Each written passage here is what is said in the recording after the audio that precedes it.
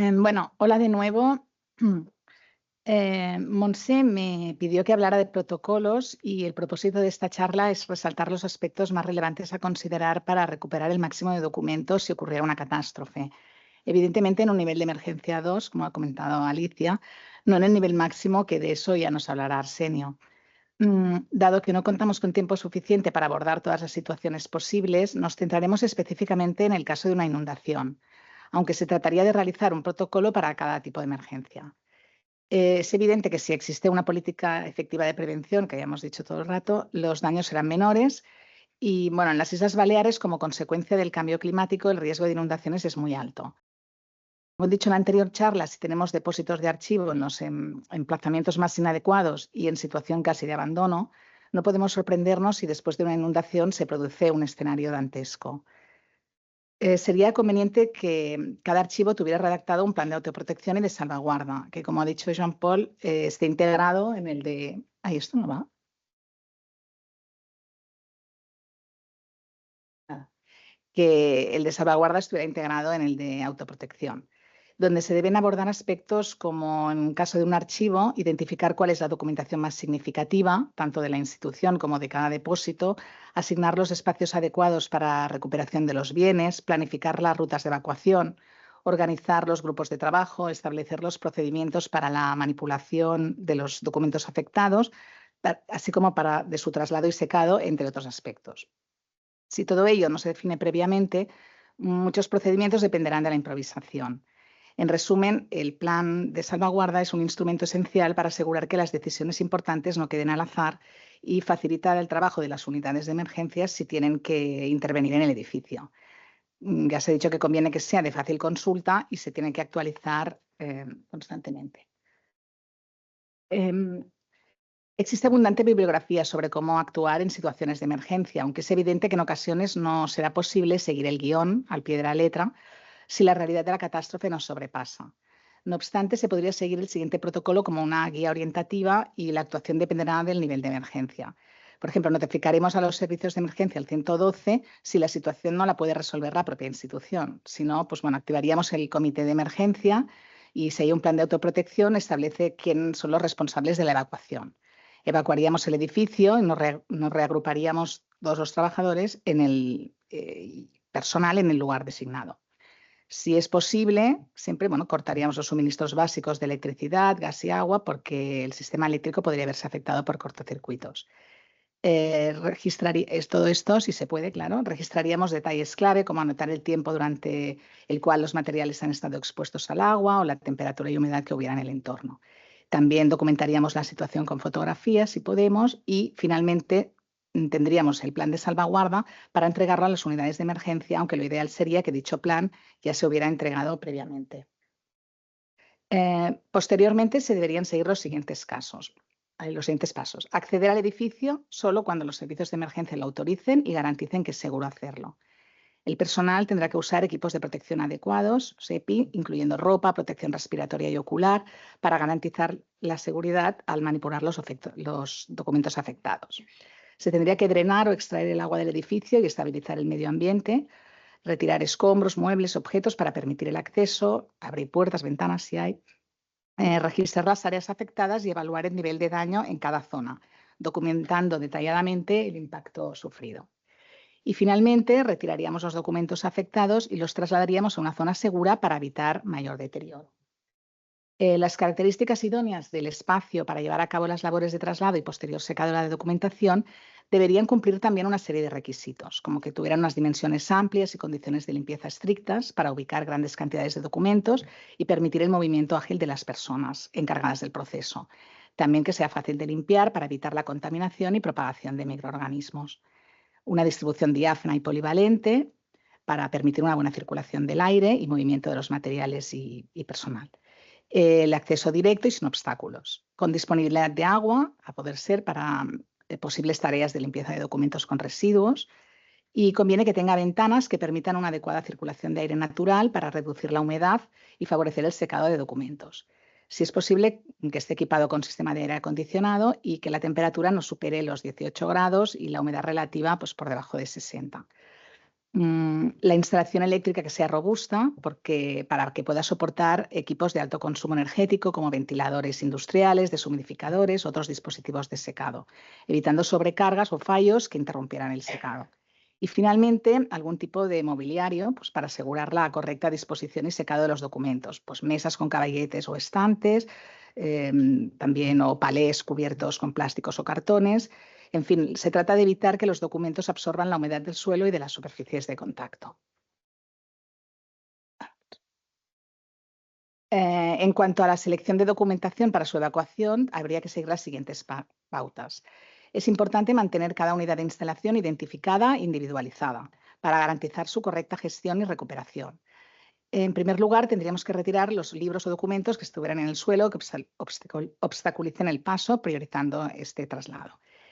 Y luego seguir el orden de prioridades de evacuación que previamente tendríamos definidos en el plan de salvaguarda, dando preferencia a la documentación esencial, como podría ser la información clave de la institución, registros, colecciones únicas o materiales muy importantes. En definitiva, jerarquizar la documentación por su significancia. Luego tendríamos que separar los documentos diferenciando los que sean los salvables y los mojados de los secos. Dentro de los mojados, los que están más mojados, los que menos. Y valorar si los documentos mojados, bueno, también valorar según el grado de vulnerabilidad, si es mejor sacar los documentos más mojados o los que no lo están tanto, pero son más susceptibles al ataque de hongos. Bueno, el traslado de documentos o libros mojados se realiza de manera rápida, se tiene que realizar de manera rápida y eficiente para que permanezcan mucho tiempo expuestos al aire húmedo. El transporte se realizará usando contenedores adecuados, como bandejas o cajas de plástico perforadas para permitir la circulación de aire sin apilar los documentos. Conviene que sean de un material resistente y de fácil manejo, como estas cajas, y los libros se colocarán, por ejemplo, con el lomo hacia abajo para minimizar la deformación de las páginas. También la documentación mojada se tiene que manejar con mucho cuidado para evitar que los documentos se rasguen o los libros pierdan su forma. Hay que evitar el contacto directo con el suelo, superficies que puedan seguir absorbiendo humedad, y es importante documentar el proceso, como ya se ha dicho. Después de la evaluación inicial y del traslado, se procederá al secado de la documentación. Es un proceso delicado y esencial para evitar la degradación irreversible, proliferación de microorganismos y pérdida de legibilidad o integridad estructural de los documentos. Hay muchas publicaciones sobre cómo llevar a cabo las labores de secado y en todas ellas se destaca una serie de aspectos fundamentales. El primero, la rapidez. Teóricamente, el proceso de rescate y secado de documentos debería iniciarse dentro de las primeras 72 horas o 48, dependiendo de la temperatura, para evitar la proliferación de microorganismos y adhesión de las hojas entre sí. Sin embargo, la teoría y la práctica a menudo no coinciden y la realidad puede dificultar el cumplimiento de este plazo. El secado al aire es un proceso lento que requiere un equipo amplio de personas, un control estricto del área de trabajo y debe ser también documentado. Gran parte de la documentación se podrá secar a temperatura ambiente siempre que se haga en un espacio con las condiciones que ya hemos apuntado. Es fundamental eliminar cajas, carpetas, contenedores mojados, pero sin perder el orden en que se encontraba la documentación ni la asignatura, en el caso de archivos, para evitar la disociación de los documentos, lo que podría comprometer su integridad, dificultar su posterior recuperación o restitución a su estado original. Es fundamental favorecer la circulación del aire. El proceso de secado debe llevarse a cabo en un lugar bien ventilado, donde el aire fluya correctamente y la humedad no se acumule en el ambiente. Es recomendable utilizar ventiladores industriales para conseguir una ventilación cruzada y mantener un flujo de aire frío, constante y suave. Se debe tener cuidado con las corrientes de aire directo para que no salgan volando los documentos y no se desordenen, ni se dañen, no se rasguen.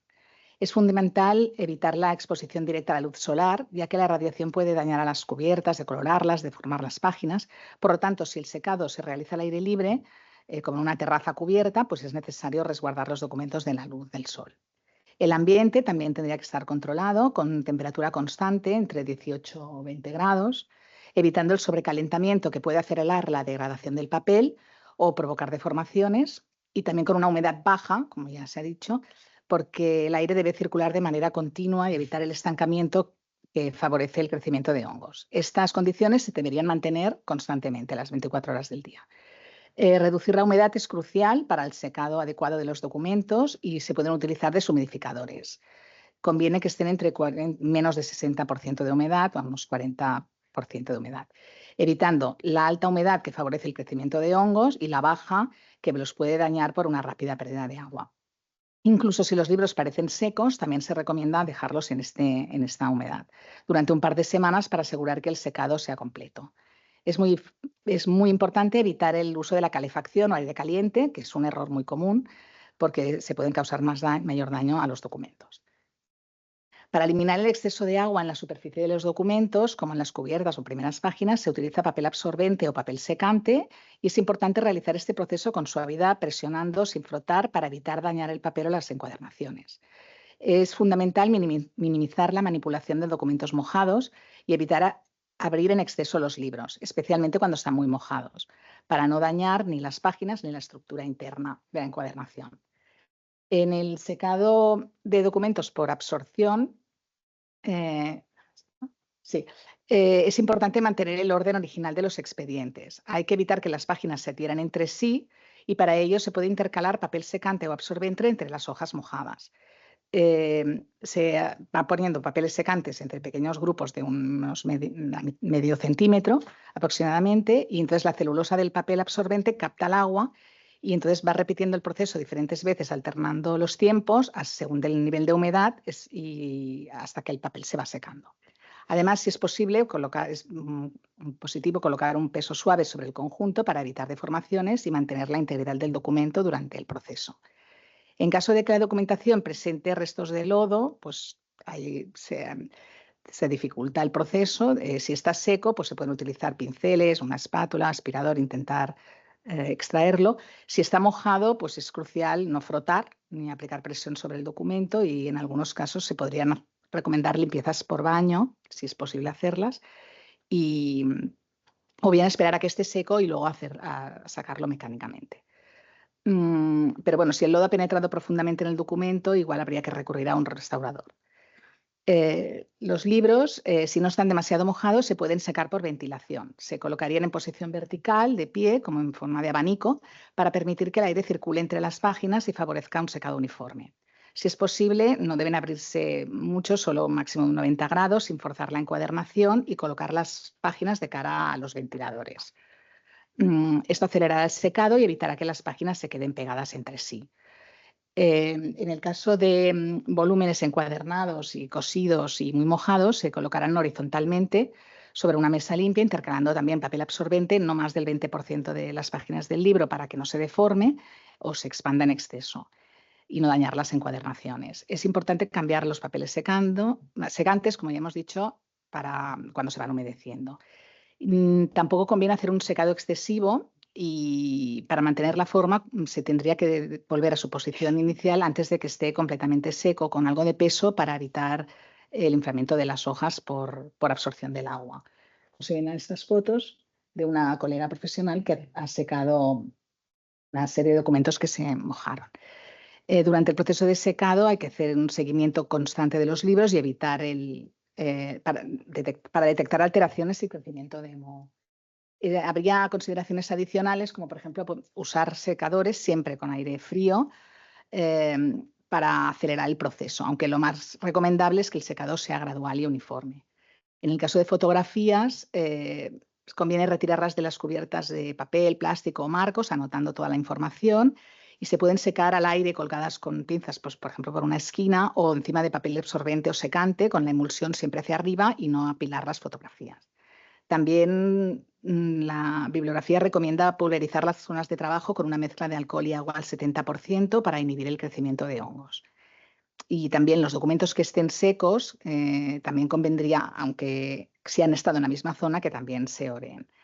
En la mayoría de publicaciones sobre este tema se mencionan tratamientos específicos para situaciones en las que el número de documentos es tan elevado que no es posible secarlos dentro de las primeras 48 horas. Se habla de congelación, empaquetado y sellado al vacío, liofolización. Son opciones para sacar documentos en casos de gran volumen y tiempo limitado. Sin embargo, cada uno de estos métodos tiene ventajas y limitaciones, como el caso de la liofolización, que requiere equipos especializados que pueden ser costosos, como un proceso de preparación y complejidad difíciles de implementar después de una catástrofe. Además, no todos los tipos de documentos son adecuados para estos tratamientos. Por lo tanto, en mi opinión, si ocurriera una catástrofe en Mallorca, en la mayoría de los archivos sería complicado aplicar estos métodos de manera efectiva debido a falta de recursos necesarios y entonces sería preferible escoger una actuación con posibilidades reales de intervención. Finalmente, también hay unas pautas para el restablecimiento de la situación, como limpiar el área, el mobiliario donde se almacenará la documentación para evitar contaminación cruzada y eliminar restos de humedad. Reparar y acondicionar los depósitos si han sufrido filtraciones o problemas de capilaridad. Reparar daños estructurales y posibles filtraciones futuras de agua. Es importante también mejorar la ventilación para controlar la humedad en el ambiente de almacenamiento, abrir ventanas, ventilar, renovar el aire, utilizar deshumidificadores, ventiladores, como ya se ha dicho, y desinfectar el área con la solución esta de agua y alcohol al 70% para la prevención de microorganismos. Una vez completado el secado, la documentación se coloca en una nueva caja o unidad de instalación y puede ser trasladada al depósito. Es fundamental realizar inspecciones periódicas después para detectar cualquier signo de crecimiento de microorganismos. Si después del secado hay documentación que tiene unos daños importantes, entonces sí que habría que consultar a un restaurador profesional. Evidentemente, todo el proceso se documentará de manera detallada, gráfica y fotográficamente, para tener un registro completo del trabajo realizado. Con esta presentación he intentado exponer una serie de pasos que pueden servir como guía para afrontar de manera eficaz una inundación. Sin embargo, es importante reconocer que en situaciones de catástrofe, especialmente en edificios deteriorados o en áreas inundables, la capacidad de actuar con rapidez y de forma protocolizada se ve considerablemente limitada. En estos escenarios extremos, las condiciones adversas dificultan enormemente el rescate de la documentación, especialmente cuando, en el caso como Baleares, no contamos todavía con una unidad específica para emergencias en patrimonio, ni con centros o institutos de conservación y restauración de bienes culturales que puedan ofrecer apoyo especializado, como sí hay en otras comunidades. En conclusión, espero que con esta presentación y viendo el trabajo que supone recuperar los fondos, haya sido útil para reflexionar sobre la importancia que tiene la prevención, la preparación y respuesta ante emergencias. Bueno, agradezco la atención. Muchas gracias.